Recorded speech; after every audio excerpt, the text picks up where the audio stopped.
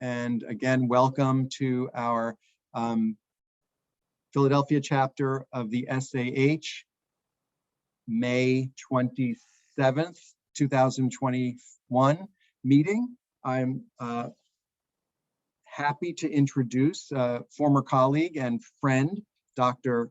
Pablo Meninato, architect, architectural critic, and associate professor at Temple. Dr. Meninato has degrees from the University of Belgrano at Buenos Aires, the University of Pennsylvania, the Federal University of Rio Grande do Sul in Porto Alegre, Brazil. His book, Unexpected Affinities, examines architectural type and its impact on the design process, particularly through the work of Marcel Duchamp. He currently is exploring contemporary urban design tactics in Latin America, which he will speak about tonight, and will be published in 2 books to be released in early 2022 in collaboration with Dr. Gregory Marinek. Is that right? Marinek. Thank you. I ask you to warmly welcome Dr. Meninato for his presentation. Thank you very much, David. I am ready to share. You may share. Are you ready to share? Okay, well, thank you very much. I still have the banner of this meeting is being recorded. Do I have to turn it off? You have to say you accept. I press continue. Okay. So, well, thank you very much. As you were saying, today I'm presenting what is my research project. It has been for the last year and a half, 2 years. I'm doing this with Gregory Marinek, who is associate professor at the University of Cincinnati. And I think I'm ready to start sharing.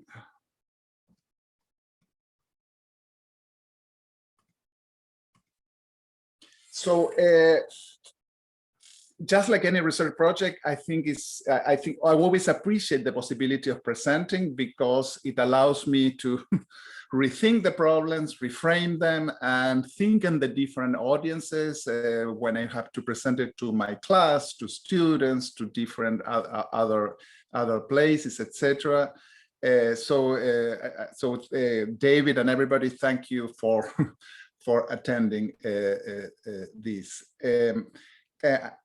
A key thing about this project is that it's both a research and a publishing project, and it's about slums, which is it's a very, I find it always a very strange and difficult topic. So I'm trying to disentangle it. If we look at this aerial photo, it is a favela in Rio de Janeiro in Brazil. Though we may find very similar images if we look at informal settlements in Lima, in Peru, in Buenos Aires, where I'm from originally, in Sao Paulo, in Bombay, in India, and El Cairo. And what we're seeing is a fully dense urban fabric. We may call it almost a tapestry. And the critical question, that is what I'm asking, what architects can do, what planners and designers can do with this situation. We realize it is a very difficult problem.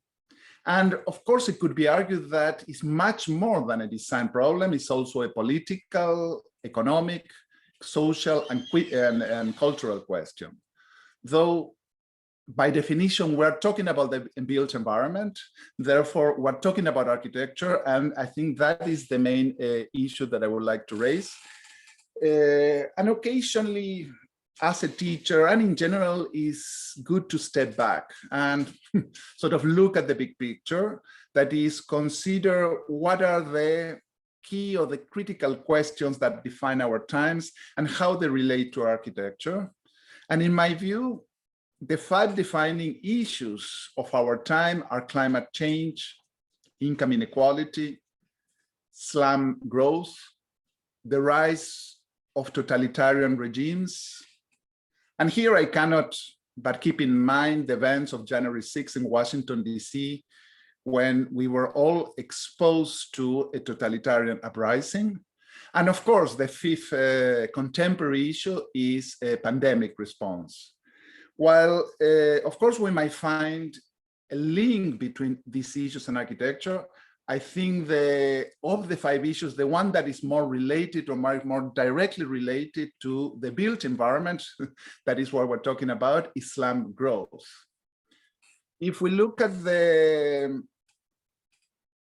current data regarding slum growth, the numbers are simply staggering.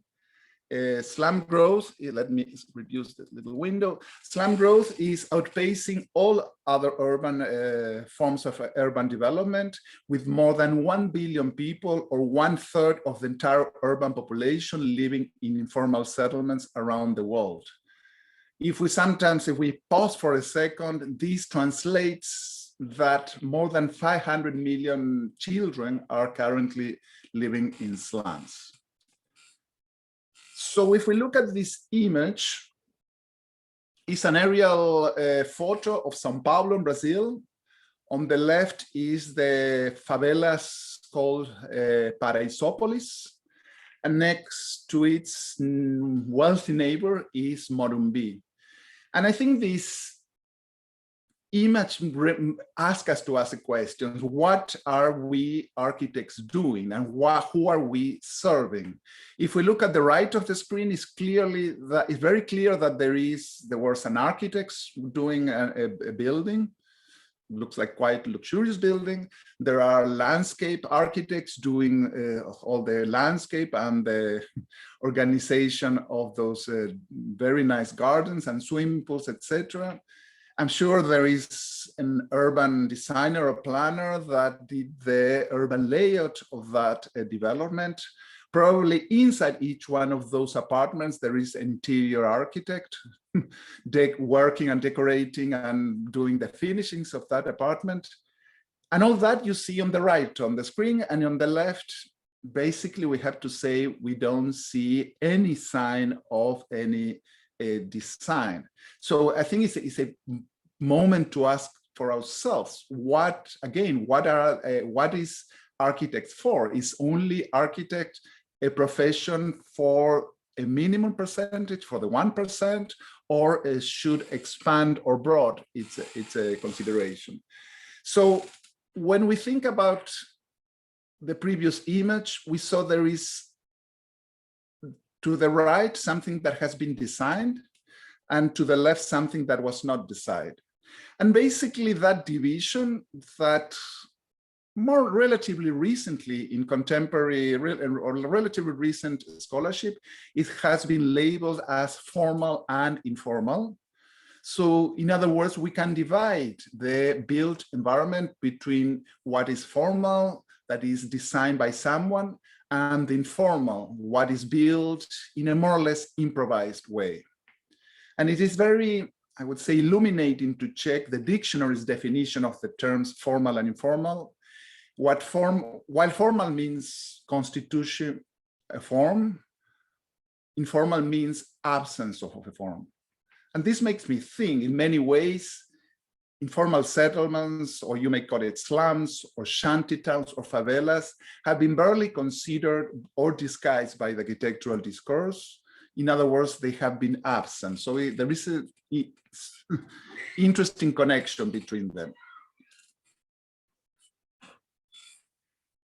And you may think, well, architecture, I earlier said, well, it has always been working for a minimum percentage of the population and has not been working for the most impoverished segments of the population. But we can look at a moment in architectural history when there was a lot of attention in housing the most needed portion of the population, and it was during the modern movement. And specifically, if we want to put a time frame, is roughly between the 1920s and the 1970s approximately. The main building type or program was social housing, initially developed by Le Corbusier and others in the 1920s. These freestanding towers in the park became what you call it the main solution, not only in Europe and the United States, but all around the world. Through the 1960s and 70s, however, society began to experience the failures of many of these projects. I am sure you're all familiar with Pruitt-Igoe, the two images that appear on the screen, the before and after. This was a housing complex in St. Louis. The initial decision was to remove the existing urban fabric that was there, replace it with these promising towers in the park.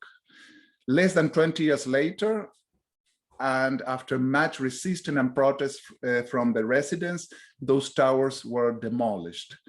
And that what happened there is not that happened only there. In Philadelphia, we have several housing complexes that end up being demolished. One of them is the Norris Towers, very close to Temple University. In Latin America, a few of them were demolished, but most of them are still standing. But as you can see on the screen, one is in Caracas, the other one in Buenos Aires, in extremely terrible condition, extremely dark conditions. And you can almost think as if the people are angry against the architecture, which is something quite difficult to swallow and quite radical at the same time. And you may think of, there are many books and a lot of bibliography explaining this process, why the failure of so many social housing projects. To begin with, they use the same model or the same typology in many places around the world. And you may say the similar that you see here in Caracas and in Buenos Aires, the same one they use in Mexico City, or they use in Lima, Peru, or they use in Egypt. And I've seen similar ones in Iran. And so of course, completely disregarding the local climate, the culture, the geography, the people, the culture, etc. So that in many ways begins to explain why there was such a visceral reaction against this kind of architecture. Of course, the quality of construction was not the best. So there are many issues that made us understand why there has been such a strong rejection against these kind of projects. During the 1960s, that is when all this brewing against social housing began to erupt. We begin to see there is a different kind of direction, that where the slums were not being considered anymore as a problem, but they could be part of the solution. A key figure here is John Turner. John Turner is incredible because I was, until recently, I was talking about him in past tense, but he's still alive. He's like 96, 97 years old. I thought that he had died, but I'm very glad to hear that he's still well and living in London. But anyway, he's a British guy. Excuse me about my dog. Let me close the door just for a second.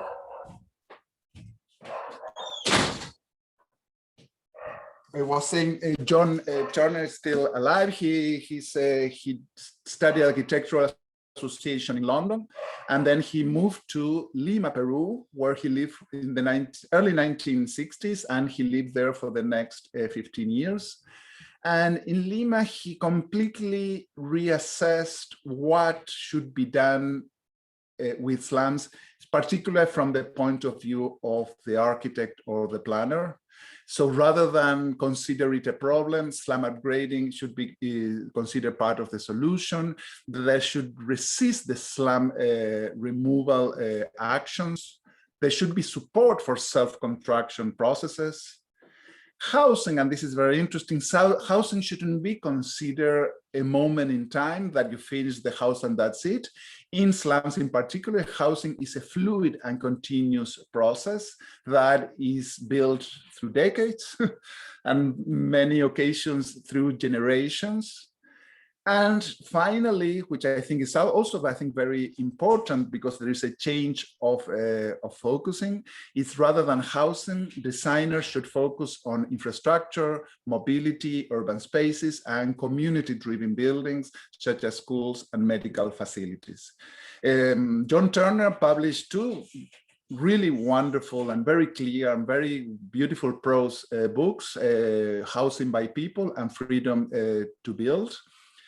And I found very interesting that he also published a very, very interesting article in architectural design. And it's interesting, architectural design is in the 1960s, is like now you say architectural record. Is a book, it's a magazine where you expect to see nice projects and nice photos and nice buildings, etc. And I think it must be being very, very shocking to see an article about squatter settlement architecture that works, where he was absolutely challenging everything that was being said during the modern movement in the 60s about how a social project should be. And I could keep on going, obviously, on John Turner, but I think his ideas, his theories, his projects in many ways are the key or main precedent of many of the projects that I'm going to be discussing later. So if we think of Latin America, I need to point out, just to give a big picture, what are the main issues that define the questions of slums or informal settlements there. First one is mass migration. Starting approximately in the 1940s, there is a big movement from rural to urban areas. And that obviously created that the cities grew exponentially. Secondly, inequality. And I have to say, I feel very bad about saying this being Latin America, but the region has the highest combined income inequality in the world. Third is demographics, that in major Latin American cities, an average of 30% of the population lives in slums. Fourth is political. Latin American governments have lacked the political, and you could say economical, will to deliver acceptable living conditions for the unprivileged population. And finally, I think it's not only looking at the existing, but what could be done about the situation is strategy. And the best possible solution to informal settlements does not lie in their removal, but rather in developing tactical interventions towards improving the quality of life of the population. So I have to say, initially in the title that I was referring to 4 cities.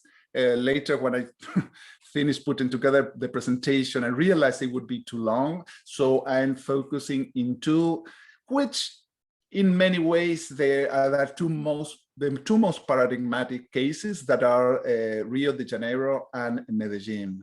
And I think in both cases, and this is what's part of my research and publication proposal, is to pair always a city with an architect, and the architects in turn is also, you may call it a thinker, you may call it a theoretician, somebody that is not only facing a new challenge.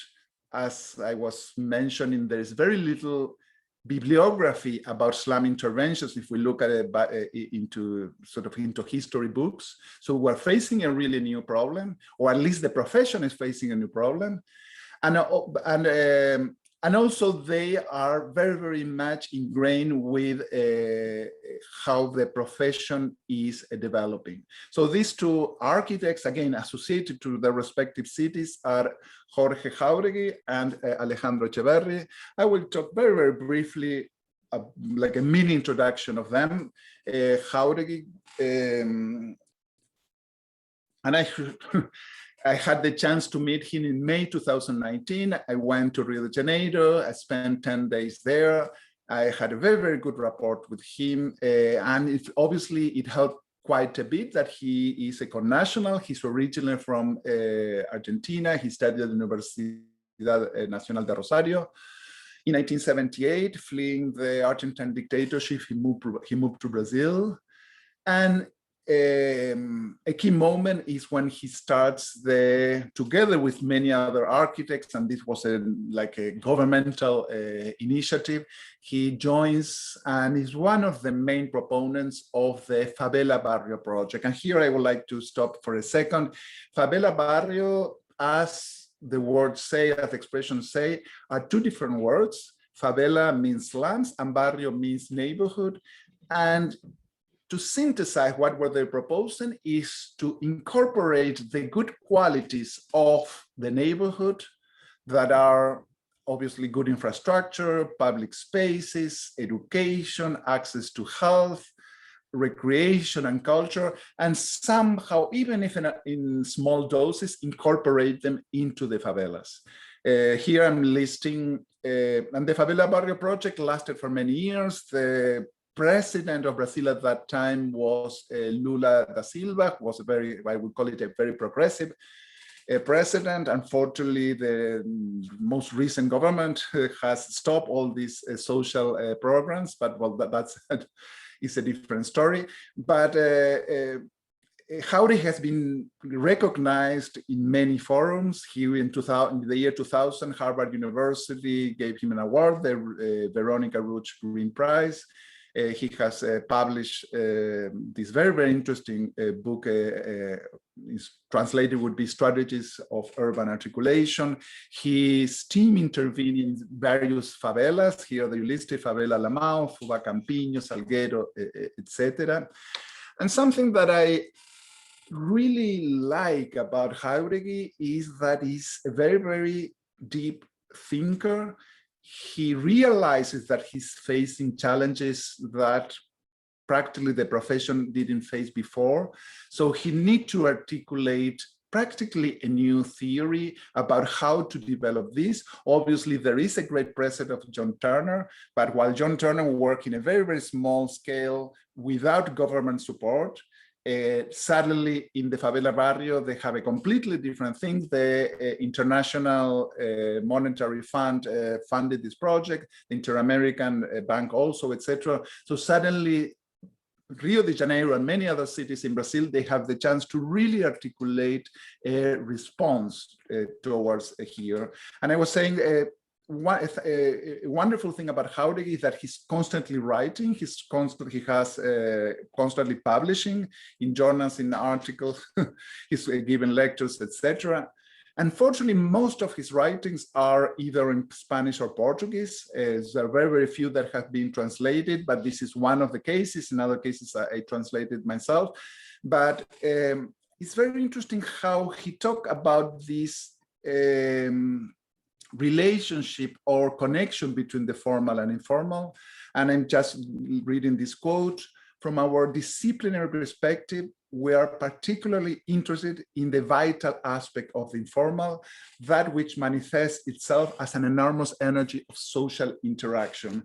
And here I would like to say, clarify something. What he's saying is that let's not think that the favelas, everything is bad or everything is not desirable. It has an incredibly energy, it has an incredibly inventive, it has a lot of good qualities. So he's saying, let's identify those positive qualities and of course, clarifies, of course, let's not romanticize this. We're not trying to say the favelas are great. I think nobody should live in a favela or in a slum, but at the same time, we recognize there are a million people living there. The possibility of them of suddenly magically creating completely new urban environment is almost impossible. And many of those people don't want, they already have their communities, etc. So it's something that is already there.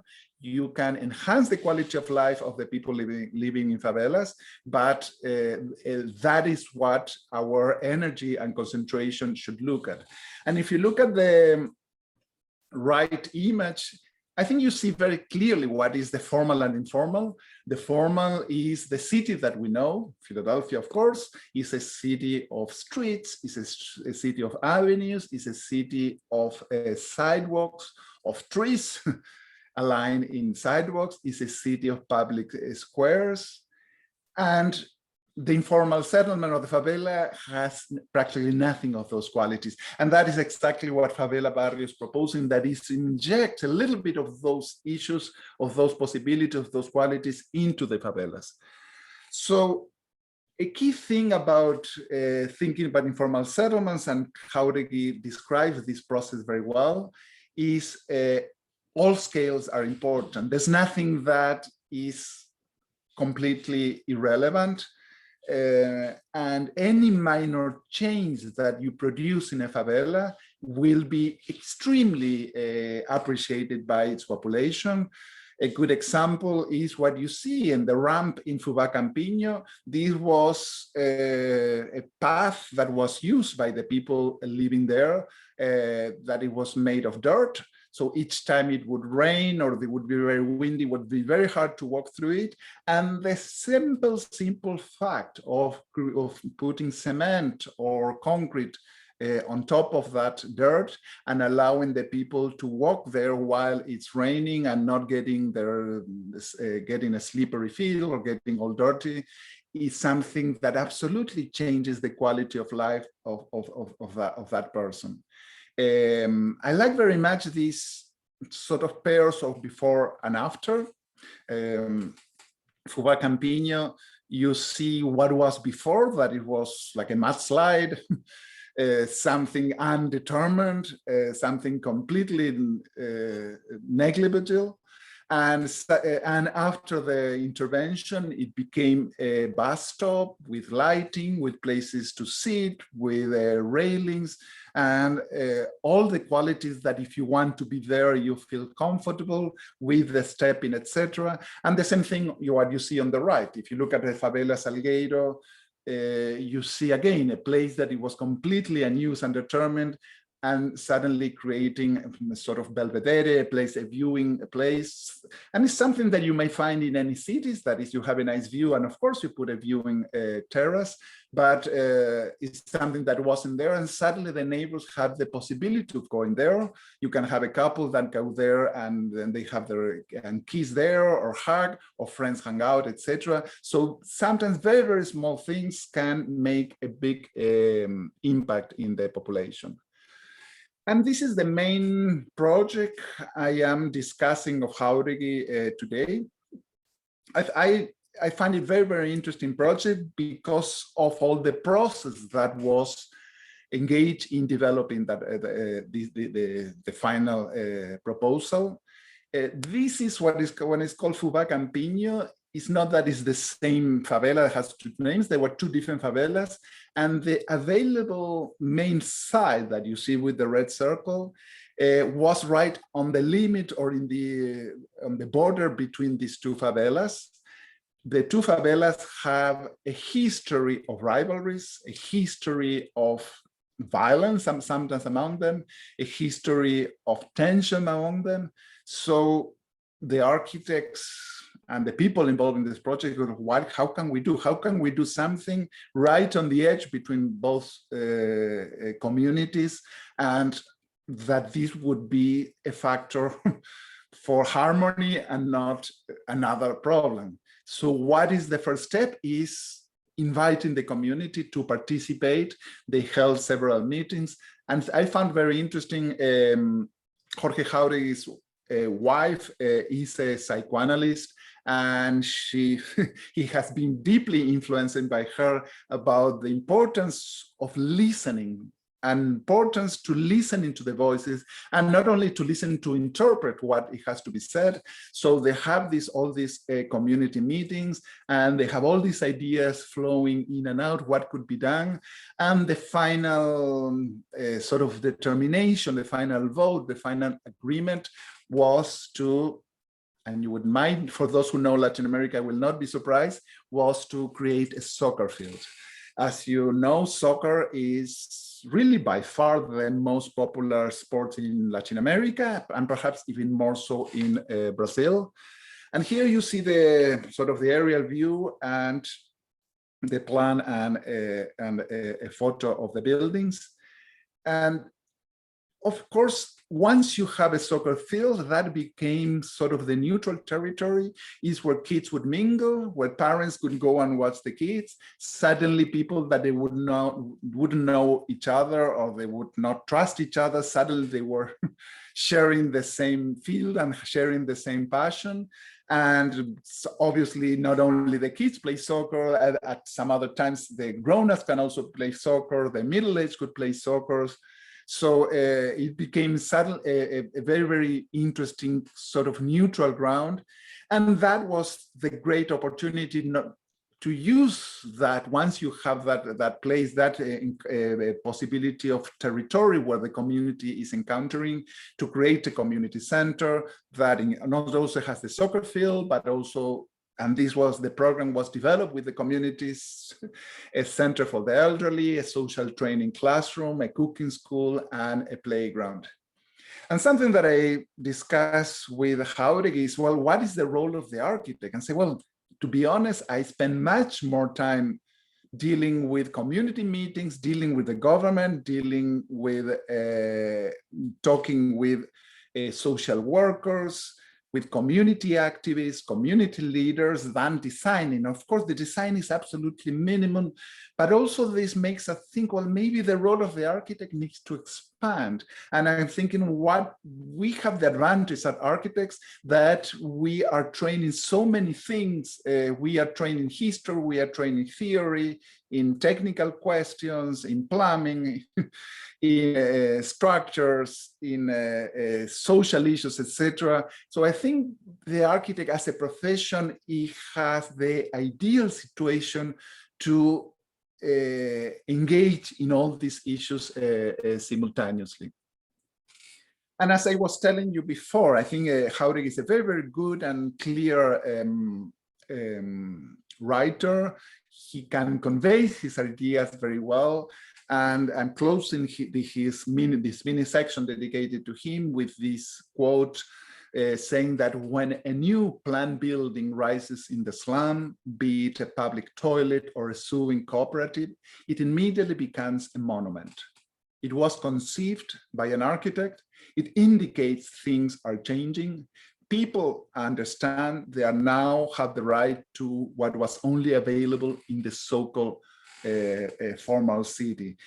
And I think it's very interesting that it's not only them creating the great program that makes the difference, is any minimal, and call it homeopathic, intervention can make a difference. And again, something that I mentioned before is trying to bring the qualities of the formal cities into the informal ones.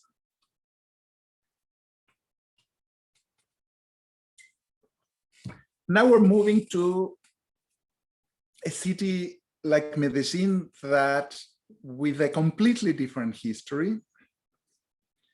Medellin, as you can see in the title of this slide, in the 1980s was considered the most violent city in the world. It was sadly labeled the murder capital of the world. It's a city where you have the existing of the infamously most well-known and popular in many ways drug dealer that was Pablo Escobar. His area was Medellin, the Medellin cartel.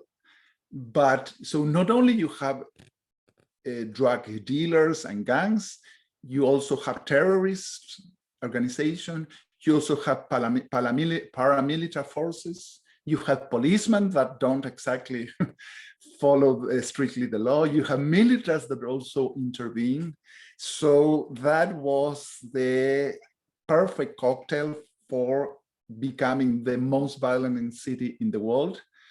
And a turning point for the city, or the beginning of a turning point for the city, was December 2, 1993, when the militaries from Colombia, with the assistance of the DEA, the Drug Enforcement Administration from the United States, they found Pablo Escobar, they chased him. He very famously tried to escape through the roofs. And if you want to know more about this, or at least a literary version, you can watch the series Narcos on Netflix.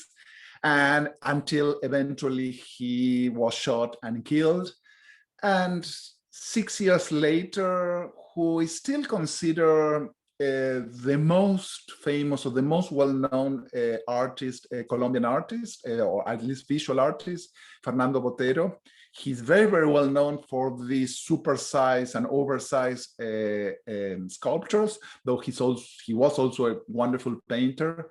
And he did this kind of magic realism canvas where that is portrays the moment that Pablo Escobar was killed. And it's interesting to see an image that at the same time is so violent and but it's also very poetic. So it almost, you don't know what to say about the image, but one way or another, this was a very, very symbolic and significant point for the history of Colombia, and particularly even more so for the history of Medellin. And suddenly, fast forward 15, 20 years, and Medellin becomes fashionable. In 2012, the Urban Land Institute designated Medellin the city of the year. It was labeled the most innovative city in the world. In the upper right, you see the clip of an article by the newspaper The Guardian describing its success as radical urbanism. And another British newspaper, The Telegraph, I find it, I don't know if you can see, it's a very funny title, is From Murder Capital to Hipster Destination. Of course, I don't think it's a good title, but in many ways reflects the incredible change that Medellin experienced. And you have to say, how did this happen? What was the secret? And in many ways, and I went to Medellin in August 2019, and talking with many people and reading about the city, a key thing is that they realize that it's like they reached bottom. They couldn't be worse. And either they change the way things are, or the problems that we're having there, it would continue for the next generations.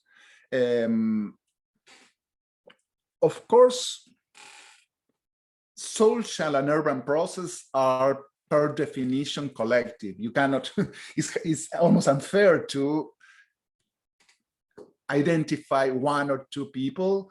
But at the same time, you have to recognize very often you have leaders that energize communities, energize societies. And I think if I would have to identify two key persons that you can help explain the drastic transformation of Medellin are the two that appear on the screen, Sergio Fajardo and Alejandro Echeverri. One is the political creature and the other one is the design creature. And they both developed a very, very good friendship, a very good partnership, and they were the key players that help explain the transformation of Medellin.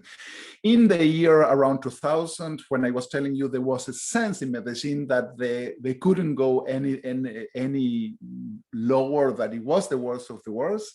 A group of, they call it the group of 50, they decided to get together, intellectuals, businessmen, social workers, artists, community artists, professors, etc., and just talking, getting together and talking what can we do about Medellin, what kind of change we can do. And eventually from those meetings emerged the leadership of Sergio Fajardo, who, interestingly enough, he had never participated in politics. He was not coming from a political family. He was a professor of economics. And actually, if you Google him, you will see that sometimes you find his political side, but you still have the papers of math. He's a PhD in math and economics. And he was, like so many others, very, very concerned about the situation and eventually emerged as a leader. They created that group that was, in English would be civic participation, Participación Ciudadana. They went from being a group to being a political party, and that political party eventually, with the surprise of so many people, they won the mayoralty election in 2004. And so he became mayor in 2004. Then he was re-elected to continue till 2012. And in 2012, he was re-elected to be the governor of Antioquia, where Medellin is situated. So, and the other fellow that you see on the screen is Alejandro Echeverri, architect by profession. He studied in Colombia, and interesting enough, he did his PhD in urbanism in Barcelona. And as soon as he came back, he was introduced to Fajardo. He heard of his group of people doing this. He participated in his campaign, and immediately after they won, he was designated a director of urban planning for Medellin. He only did one term, but then he created a sort of non-profit or a think tank, etc., that is called Urban. And so he continued working for the city, but in a slightly different capacity. And Fajardo and Echeverri, they both share the Corey Stone Design Prize in 2009, and Echeverri later, he was also the same prize, by the way, that that Jauregui won. Echeverri was awarded with the Veronica Raj Green Prize in urban design, from Harvard University. So the key thing, and again, for Echeverri, is how you intervene in a city where 50% of the population lives in slums, where you have a whole carpet of territory so densely populated with informal constructions. And they had the proposal, the very daring proposal, that the first intervention would be in one of a history that it has a very bad reputation for its violence and very, very impoverished situation. In a way, the challenge was, if we can do it here, we can do it in other places in the city. It's called the Northeastern Commune, and just to give sense of Medellin, the north part of the city is where most of the slums, or the barrios as they call it, are located, and the southern part of the city is the most wealthy, or you may call it the formal city. So Echeverri had to design a way of intervening in cities, and urban design, obviously, in slums, it has to be completely reconsidered, rather than trying to create avenues or big monuments and big parks. You have to think of, you may call it acupuncture urbanism, that is to create all these little dots and making all this network of places related. So they engage with the whole area that is called the Northeastern Commune, that in turn is divided in 3 neighborhoods.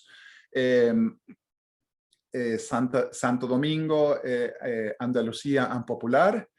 And interesting enough, and I have to say, this was started before the government of Fajardo, but then was continued, and now I'll show you some images.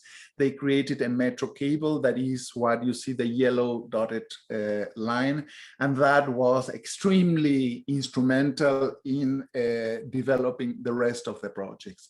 So what Echeverri designed or conceived is, he labeled PUI, in Spanish, Proyecto Urbano Integral, in English would be Integral Urban Projects. And what are the steps? Are identification of which was the city's most advantaged area, in this case, the Northeastern Commune. Secondly, it's almost the obvious, they didn't have plans of the area. There was never a plan, and they didn't have any mapping, so they had to do some mapping, and obviously with the help of students, with drones, etc., so they could map the whole area. Thirdly, engage in the community, and they have a very beautiful expression for this engaging processes. They call it imaginary workshops, and where they invite the community, and I like the word, to imagine how the future could be, and they discuss, what is the priority? Should have a school first?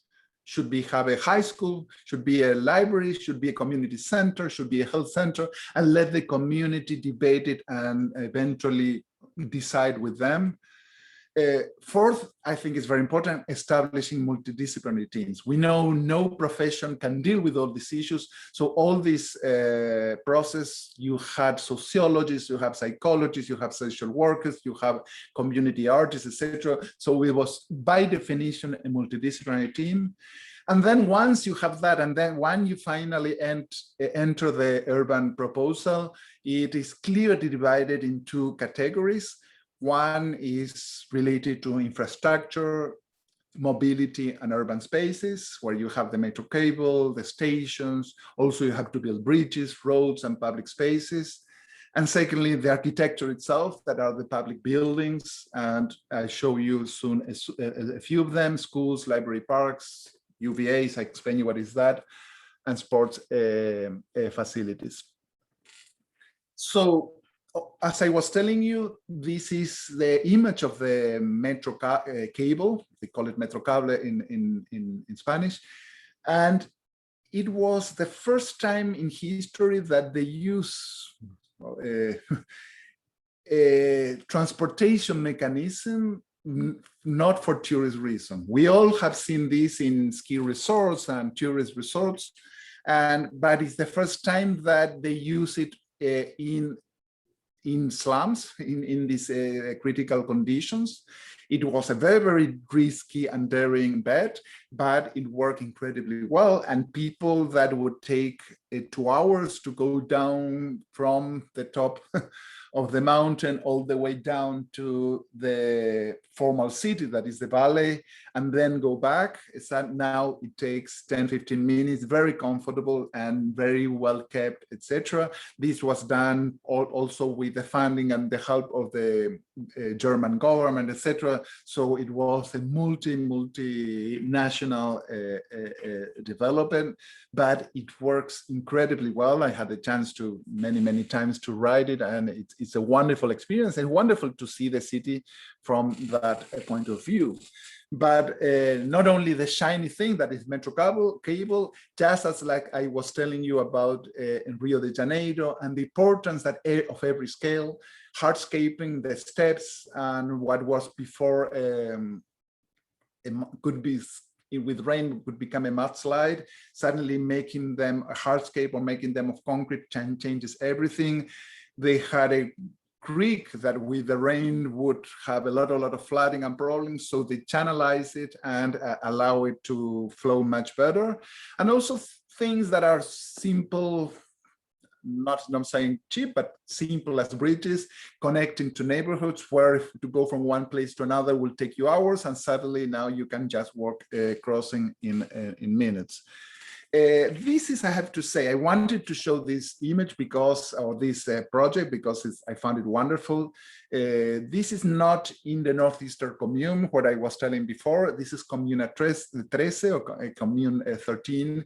Is like half an hour away from the other one. It's also an intervention, but here I'm showing this because they use a completely different means of transportation, again displacing something that you would see in shopping malls or cinemas and the like electric escalators, and suddenly seeing in the middle of, again, Comuna 13 was famously or infamously known for being a very violent area, and now it was completely transformed up to the point, and this, I don't know, now with the pandemic, etc., and later we can talk about that. But what will happen? What is happening right now? But when I was there, it suddenly became a tourist attraction. So you see how things change so radically. But also, and I was showing all this map of that commune with all these peppered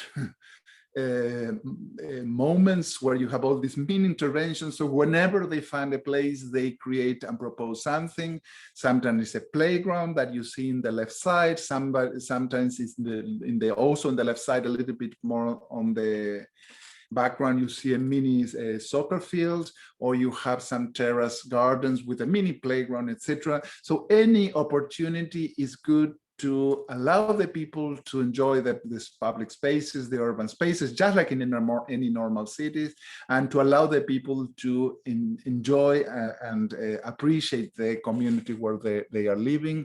And when you walk, or where you are in the metro cable, etc., you see this all through the neighborhoods. You see different kind of sports facilities.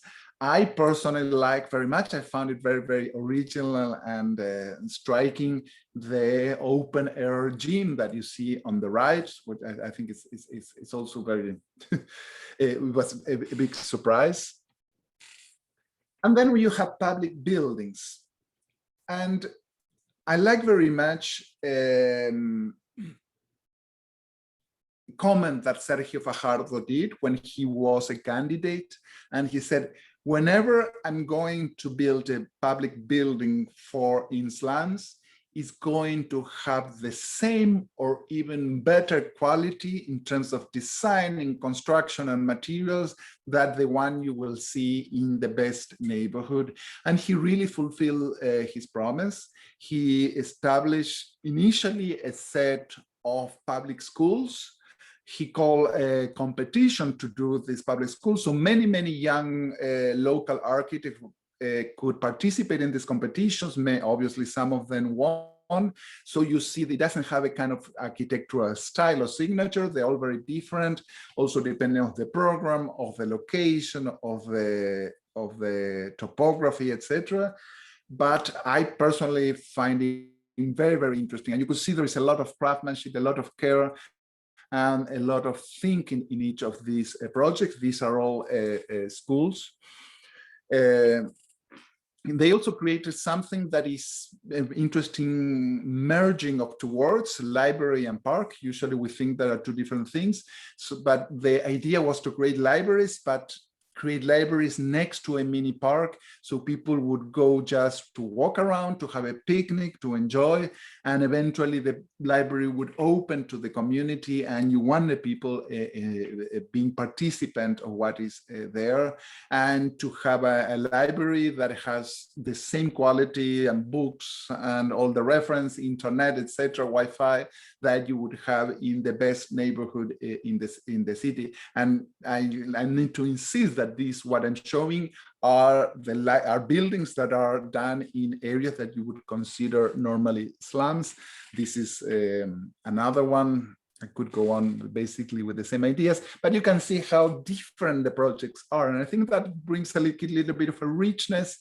And I can imagine that for the local population to be aware of all these different possibilities that architecture can propose.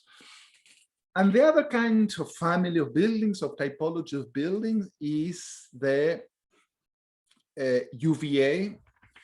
And this has a very interesting history. When they work in informal settlements, they soon realize very few places have large areas. It's all very, very needed built. But there were some areas that have been kind of reservation that is through the city where the water tanks are located. So they realized that this was a big opportunity. They coordinated with the water company. They arrived to an understanding. So what they did is to create community centers, basically wrapping or embracing these water tanks. Only I think the upper right, you can see the actual water tank. In all the others are kind of, they stayed buried inside. And these UVA, I even don't know, I call it community center, but there are much more, are places where you may have sports, where you have art performances, where you have community meetings, where they have mini sections of libraries. So there are possibilities of many things happening there. Now I show a little bit more of that. So as a case study of a reference, one of these UVA projects I particularly like and enjoy is the one that you are seeing on the screen, that is part of the Northeastern Commune that I mentioned before. As you realize, those water tanks are practically very difficult to see. You have to go walk inside, and at the back, you may see them. So, but the whole building was realized around them. I like it again because of the contrast between what I call formal and informal. You see the urban, very dense and tight urban fabric, and suddenly this very very carefully designed building, almost Corbusian in many ways, with these ramps, with these elevated terraces, etc. I put on the lower part what is the sequence when going there, that you don't see the building because they're very, very narrow streets and curvilinear streets, and suddenly you see there has a little bit amphitheater, has a bit of trees, information center, and if you go upwards, it has two levels of terraces. The lower that you see on the left is more for playgrounds, and it has very spectacular and beautiful views. And the upper level is what you see on the upper right when you see two kids playing soccer. And again, I found it fascinating. And when you look at the image on the lower right, this dialogue, if you want to call it, between the new building and the existing, old and new, etc., etc. I find it really, really interesting. And once you go inside, I was fascinated, not particularly because of the architecture, but the amount, if you want to call it, of life that was there. I have to say, I felt very, very emotional when I got there. I was thinking all those kids that 2 generations ago, they probably using guns and killing each other. Now they were all learning a computer, learning a language, reading, some of them obviously using Wi-Fi to play to play video games, etc. But if you look, I was very surprised when I saw the list of activities of the day, and it started 6 a.m. yoga classes, then theater classes, then I don't know, samba classes, then theater. I mentioned theater. Computer classes. Then it was a Sunday when I went there, and the lower right, they had a kind of daycare for little kids. So, and somebody responsible taking care of them. And I was really shocked that you could have all these things. It's a city that is practically 24 hours from 6 in the morning till midnight is being used, and used in so many ways. And those kids that obviously they still live in very precarious home, but suddenly they have access to education, and they have access to culture, and they have access to technology, and they have access to health. And here I'm kind of closing with Echeverry. He's also a very, very clear writer and very articulate writer, and when he talks about the project they're doing, and he described them that I should be considered as the first seeds in the process of physical and social integration between the formal and the informal city, a process that represents one of the principal challenges facing Medellin and the other cities in search for a more equitable society. In his book, Sapiens, I'm sure it's a bestseller, many of you must have read it or heard about it. Historian Yuval Noah Harari describes that civilization started when humans began to share stories. Suddenly, I'm talking about the original men and women, first a tribe, then many neighboring tribes shared stories of how the earth or the universe was created, and that the sun or the moon or the stars were the gods or goddesses. Suddenly many people who didn't know each other share a common story. Then they could build temples or pyramids or palaces or cities. And when I visit Medellin, I kept on thinking about this. I talked to so many people and observed when they were talking about the city, they would have a similar narrative. With different words, with different expression, but they would say very similar things. And I noticed I picked on similar phrases, observations, and it made me think that the key secret of their success, or at least so far the success, has been that they could share a story, they could share a narrative. On the screen, you see some of the people I met. They were community leaders, social workers, architects, local newspaper editors, urban planners, and neighbors. And they all shared the idea that they were embarked on something important that is changing the trajectory of the city by addressing social inequality through access to education, health, and culture. So basically wrapping up, what are the main conclusions, or what are the takeouts of this research so far? And I highlighted 6 issues or topic. One is clearly intense analysis of the context. You have to engage with the place and the physical place and the community. Second, I think is very, very important, is the recognition and appreciation of the cultural identity of the community. You have to keep in mind that there are communities that have been typically stigmatized, that have been not addressed, that they feel displaced, that they've been discriminated against, and you need to live the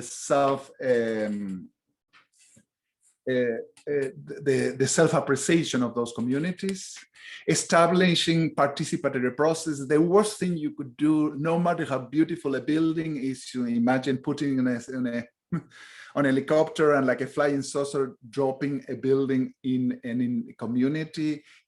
Any building has to be the end result of a participatory process. You have to engage the community. What I was saying before, consideration of multiple and variable scales, everything is important. The most minimal thing can be as important and critical and impactful in the community as the large scale buildings. Interventions of informal settlements should be considered a transdisciplinary field, and obviously they cover or they intersect urban design, architecture, city planning, landscape, psychology, geography, sociology, community planning, etc., etc. Everything should be part of these initiatives. And finally, which I think is a little bit, I noticed in previous presentation that a little bit that causes suspicion, that rather than focus on collective housing, the emphasis should be placed on creating better or at least high quality urban spaces and also civic buildings and infrastructures, etc. And in my presentation, because this was in one of my presentations, it was a debate, and I said everything but housing. And this a little bit reflects what is the paradigm shift that we're seeing with socially driven projects. As I said earlier in the presentation, between the 1920s until the practically 80s, the dominant urban program or typology was housing. And as we saw in all these projects, housing is kind of sidelining. It's not that it's not important, but the people know that they can build their houses. In Medellin and in Rio, many of the families or people that live in the settlements, they are construction workers, or they have relatives that are construction workers, or friends that are construction workers. And for them, housing is a long-term process that you work year after year. I didn't include in this presentation, but I went to many neighborhoods that were originally slums, and now you would look at them after 3 or 4 generations, they look like a middle-class communities. So all these considered make me think, well, it's not really, in these cases of slum, it's not really the priority is housing, but it's everything but housing.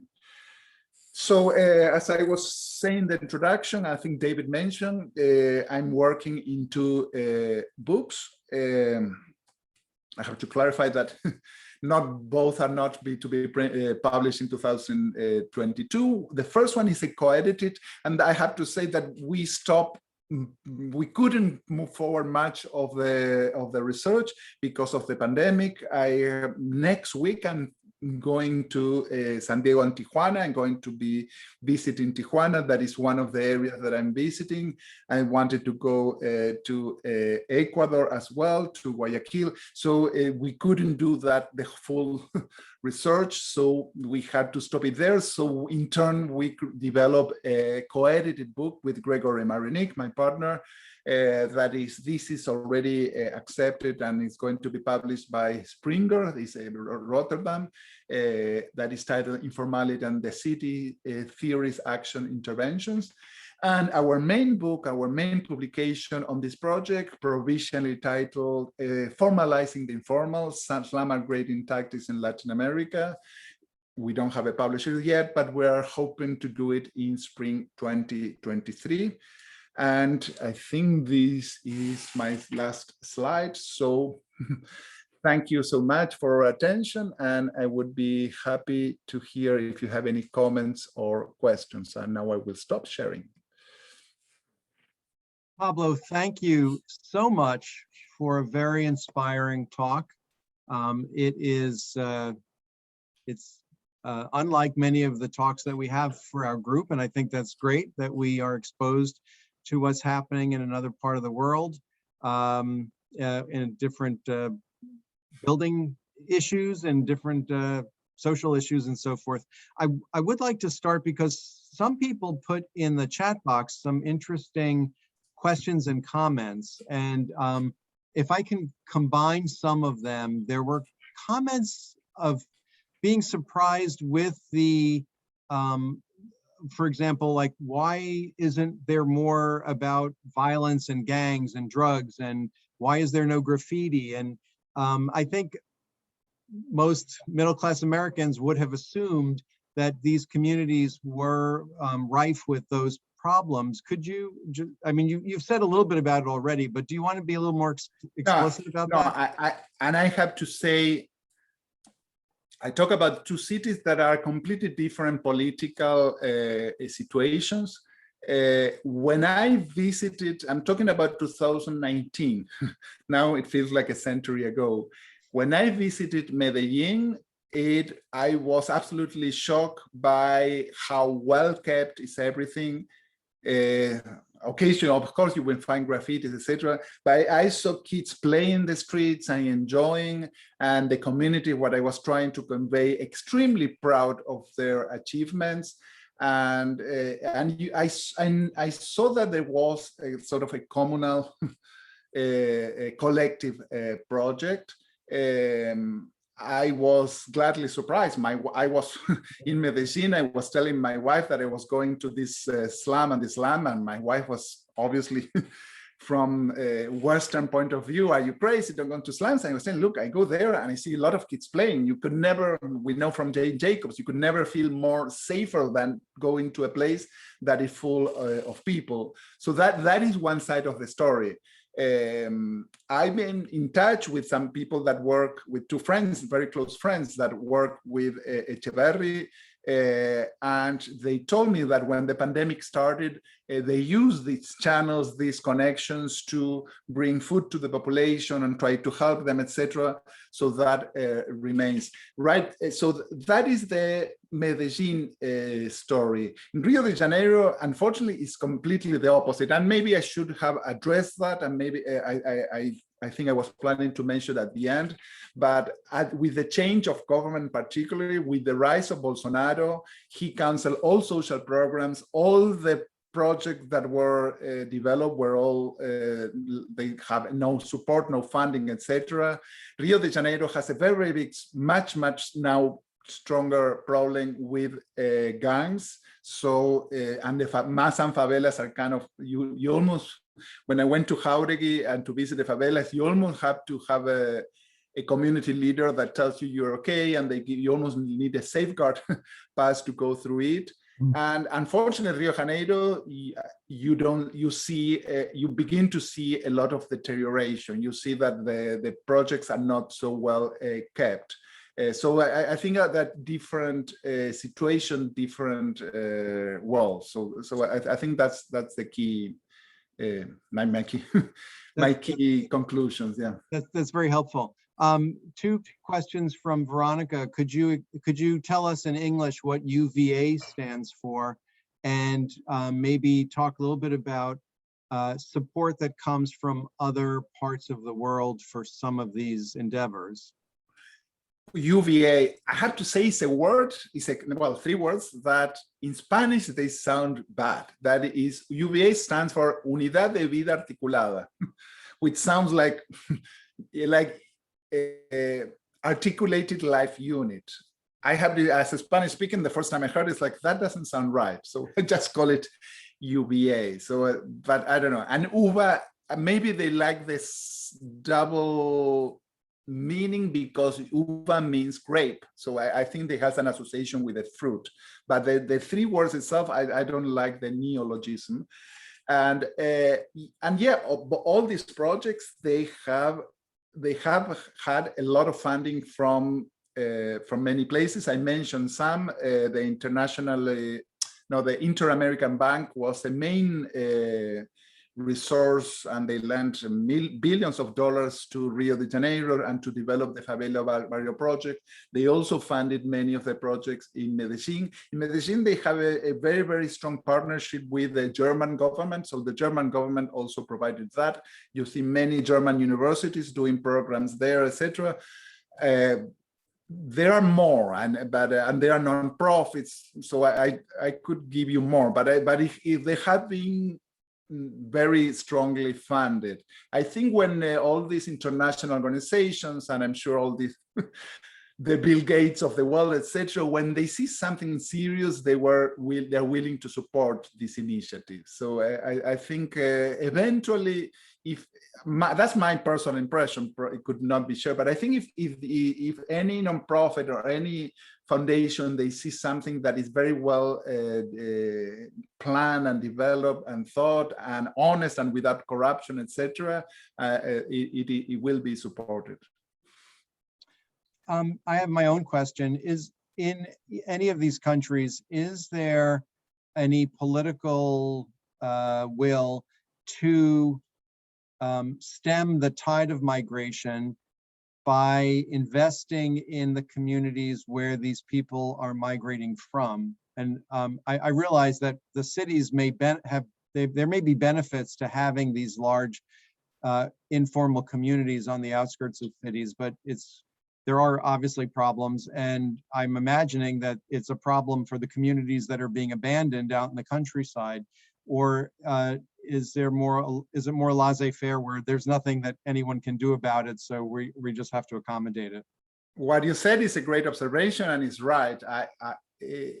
And it's a process that is very difficult to stop, because in the city you have jobs, you have education, you have factories, you have all these conditions that the countryside are they simply don't have it. They used to have them, but the countryside, as it becomes mechanized, you need fewer people, and then at the same time you have more jobs demand in large cities. And this is, we know, it's a global phenomenon, particularly I would say in the global South. United States, like everything, is an exception that you don't see that, and you have phenomena like in most cities in the United States. In between 1940 and 1970, the people were leaving the city, not coming to the city. Now it's been a little bit reversed. But in Latin America, I know from Buenos Aires, it went from being like a 2 million people, and now it's a 14 million people, if you think with Buenos Aires and its surrounding. And also large part of the belt around Buenos Aires are slums. But still, if you ask those people, they, at least many have access to jobs. Eventually, they will have access to hospitals. Eventually, they will have access to education. And it's interesting that they see themselves as part of a multi-generational process. They think, well, maybe I am not good, but my children will be better and my grandchildren will be better. And you see that a lot. And I noticed that in this election in the United States with the sort of the Mexican migrants or the Latino migrants, that many were thinking in those terms. They were thinking not in terms of how they were doing, but the possibility of the kids doing better. So it's a different way of reasoning about it. Now, if there is a solution, it's it's very complicated. How you have to recreate jobs in the countryside, or at least in the small cities, so people not keep on flowing to the city. I think as a country scale program, they should address it. By the way, something that has been tremendous from Colombia is the flow of people from Venezuela. You know, Venezuela is a state that has collapsed, and you have 1 million people from, and I saw many of them, and many of that, the most recent waves of immigrants moving to Colombia, and including Medellin, are from Venezuela. So that's an extra burden. Before I open it up to for any other questions, there is one technical question from Marianne regarding whether the escalators were solar powered. It seemed like there were panels. No, I don't think so. I didn't see any solar panels. They have this nice roof, kind of orange roof. If there were solar panels, I didn't see them. Okay, that's a good idea, and they could be. Does anyone else have other comments or questions that haven't been addressed? Steve? First, to say this was, literally a breathtaking presentation, and I have one comment question and one quick question. Thinking about this concept of the formal and informal city, and you more or less said, well, we don't have slums of the favela sort in Philadelphia. You know, as you said, everything is a grid. In Chestnut Hill, in Center City, or in the poorest parts of North Philadelphia or Kensington. And yet in these poor areas, maybe you can still apply that concept. I mean, if you drive through them or walk there, people are building little additions and stringing things together without permits, and and arranging sorts of things, I think, socially. So it makes me think that, because I think in terms sometimes of too much in the world of fantasy, that every city planner in places like Philadelphia and every mayor should read your books in the future, or know this talk, because it's so, I mean, maybe it can't work everywhere. I wonder what you think about that idea of applying that concept outside this sort of medieval form of the favela. And a simple question, of the books of John Turner, yeah, you also have fantasies about how much I can find time to read, but which one of those would you recommend as the one to start with? Or yeah, I think they're both small books. In fact, let me see. Here is one. It's not too. It's not a thick book. I think I would start with the housing by people. I think, but he was. I hate to say was. He is a very, very clear, down to earth writer. So, and many of the books, many of these articles, etc., you can find them also online. So I think Housing of the People, I would start there, but they're both, the freedom to build is also very good. But respect to what you're saying, I've been thinking about, well, how this relates to US or Philadelphia and I think the key issue here is not that we don't have poverty. There is a lot of poverty, and we know that. We had an encampment last summer, so we had a little bit of mini experience of that. But the main phenomenon in urban situation is squatterism. So that is people invading houses and living there, which is a different problem. It's also very, very precarious situation, but usually living illegally in a place that is not their own. And in North Philly, that happens a lot. And if I have to say, I was asked before, well, what lessons could we learn? I think what I would propose would be the very unpopular, because it's against everything, especially I consider myself progressive or left-wing, but it would be the opposite of most left-wing politicians saying. I think I agree that the last thing we should focus is housing. I think the first thing we should focus is creating better schools, better community centers, better health centers, etc. That is something that could be used by the full community. And once we have that, and once we have give kids a great access to education, etc., then you can expand and eventually create good housing for all. But I don't think if I run as a politician, that wouldn't fly very well. Jeff Cohen, I think I cut you off before you were about to ask a question. That's okay. You were reading my mind, I think. I have a question, I don't know, that makes me wonder about the experience in the United States and the experience in Latin America. In terms of, for example, when you add amenities to some places, sometimes the population changes. In other words, you make attractive public spaces, attractive infrastructure, and then if we can divide this roughly into, you know, working classes and middle classes and rich classes, let's say that the middle classes gravitate toward the improved area, displacing some of the people who have the least economic clout.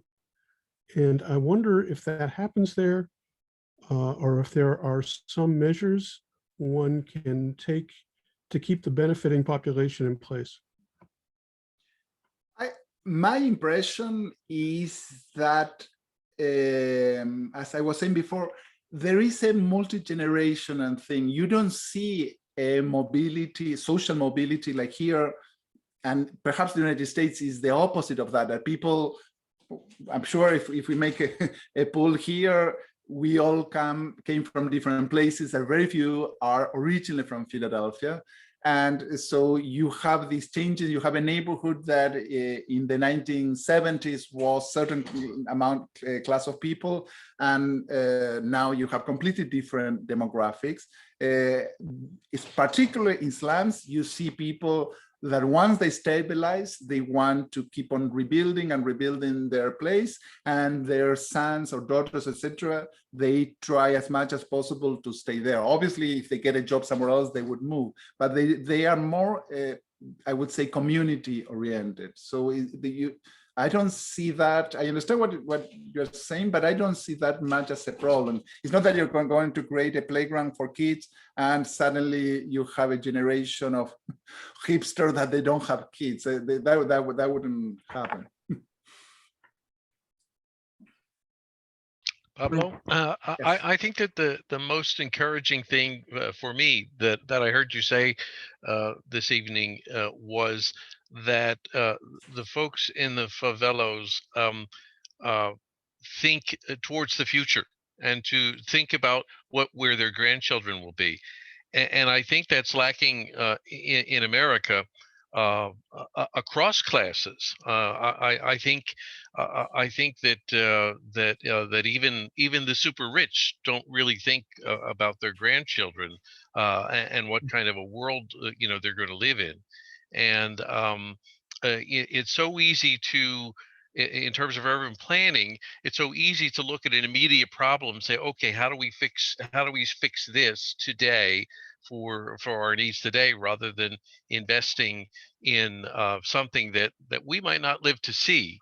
And I think the things that work best about Philadelphia are the things that our predecessors invested in, fully well understanding that they were really never going to see the benefit from themselves, but that we are. So I find it very encouraging that folks in such desperate circumstances can take that long range view, and I think that's a great hope and an example for us. Thank you. Oh, thank you. And just while we were saying this about thinking, what is to be part of a larger project? And I think, and I was remembering what I mentioned this book by Yuval Noah Harari, and he said, well, how civilization started is when people started doing things together, collaborating together.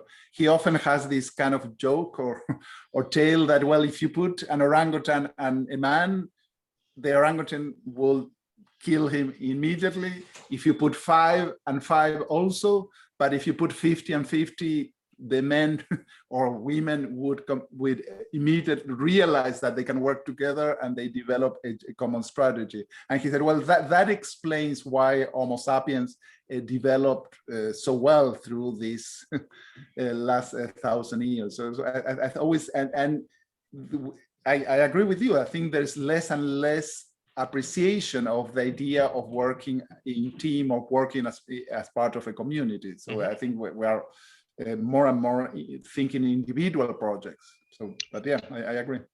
I was also struck by what you said that that schools were more important than housing.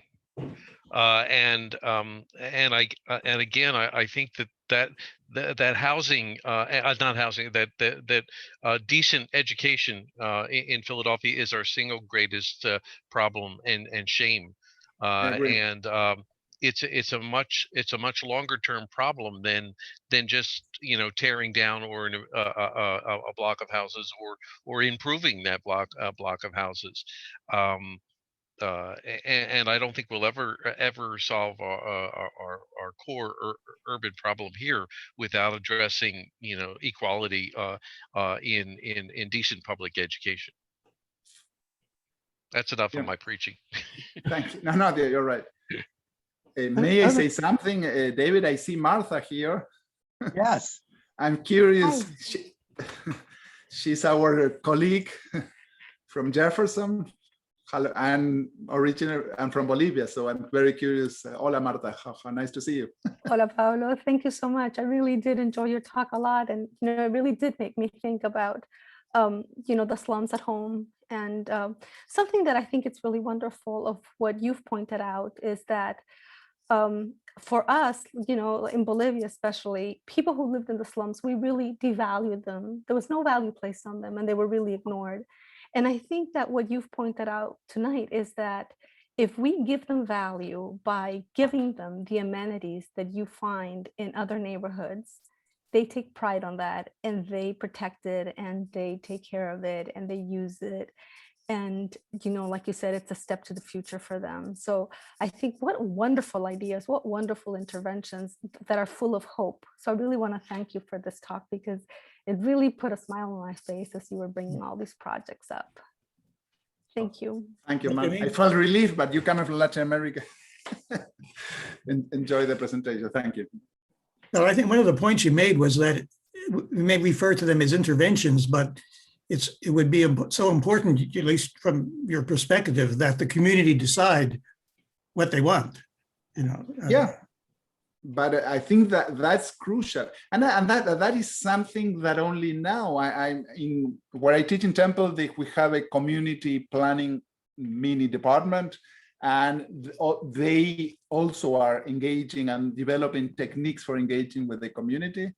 But it's not so much present in the architectural department, but obviously here and there. And I know Martha Studios, they had I was in the jury that they work in Einstein, etc. You have exceptions, but this idea of an architect asking the community what they want rather than them developing the master project themselves, I think is relatively new. For sure, all the main architects that we know in history, they didn't practice that too much. So I think that's a good it's a good thing to consider. On that note, go ahead, Jeff. One fundamental question I was thinking about, in terms of favelas where there's informal, I don't know whether to call it ownership or control. Intervention can be very difficult. You don't, to make an intervention, you have to displace someone with traditional control over something, which is probably politically fraught. How do you deal with that as an issue?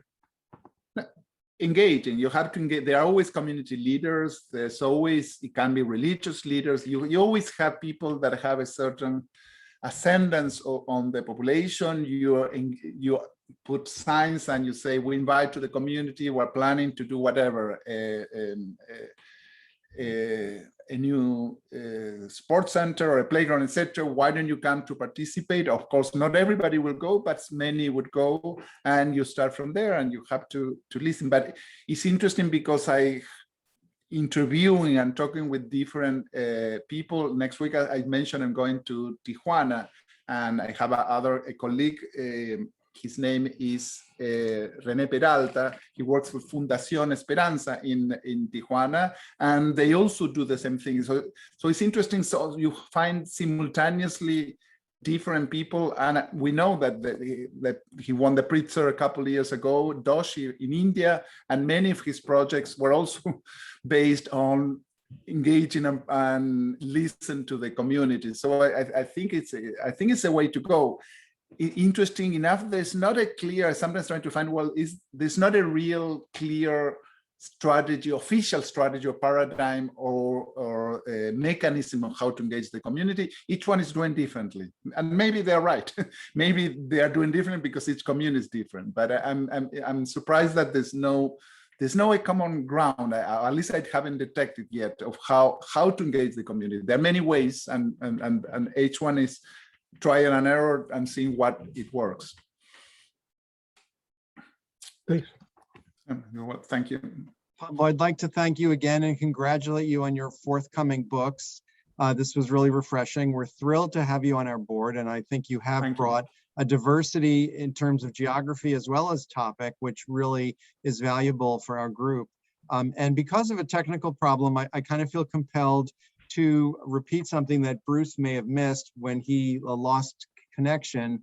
I encouraged the people tonight to participate in the Preservation Alliance's event in the second week of June, at which you will receive the James Biddle Award for Lifetime Achievement in Historic Preservation. We all wanted to congratulate you on that and to emphasize the fact that you have done so much for our city and that we're all beneficiaries of that.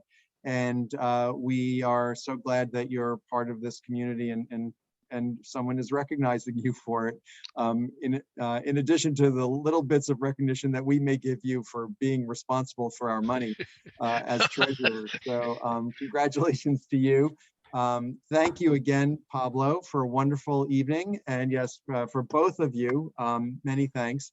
And I'm happy to keep the Zoom session running longer if people are willing to hang out. But for those who feel like they need to go on to other things, please don't hesitate if you need to drop away. And we'll see you next time. Keep in mind the upcoming events include the visit to Temple Contemporary and the Charles Library the last week of June, and then the last day of July, our walking tour of Lancaster, Pennsylvania. So hopefully we will see some of you at those events. Thanks. Thank you all. Bye. Pablo, if I could ask one more Oh yeah, sure.